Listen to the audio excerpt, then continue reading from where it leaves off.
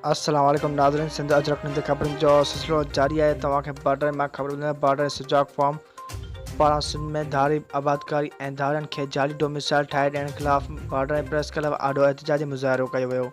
वधीक असां सां टेलीफोन लाइन ते मौजूदु आहे मोहम्मद अमीन सियाल। जी मोहम्मद अमीन सियाल, छा तफ़सील आहिनि? बॉर्डर सुजाग फोरम पारां सिंध में धारी आबादकारी ऐं धारियुनि खे जाली डोमिसाइल ठाहे ॾियण ख़िलाफ़ बॉर्डर प्रेस क्लब आॾो एहतजाजी मुज़ाहिरो कयो वियो, जंहिंजी अॻुवानी बॉर्डर सुजाग फोरम जे सदर कामरेड अहमद बशीर नुनारी, कामरेड वहीद कांदड़ो, शफ़ीक सूमरो, अहमद अली मंगी, एसटीपी जे कामरेड कादिर बिरोई, असगर नुनारी, मुनवर नुनारी ऐं ॿियनि कई। मुज़ाहिरो कंदड़ निटण उस में एहतजाज कंदे सख़्त नारेबाज़ी कई ऐं मुतालबो कयो त धारियुनि खे जारी कयल डोमिसाइल फौरी तौर रद्द करे खेनि सिंध मां निकाली ॾिनी वञे। मीडिया सां ॻाल्हाईंदे अॻुवाणनि जो वधीक चवणो त सिंध में हिकु साज़िश तहत धारिया आबाद करे सिंधियुनि जे हक़नि ते धाड़ा आया वञनि था। जाली डोमिसाइल ऐं जाली पीआरसी ज़रिए सिंध जे नौजवाननि जी हक़ तलफ़ी कई वञे थी।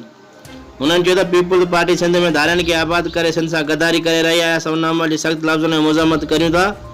हुननि वधीक चयो त हुकुमराननि खे घुर्जे त धारियुनि खे जारी कयल जाली डोमिसाइल रद्द करे सिंध मां धारियुनि खे निकाली ॾिनी वञे।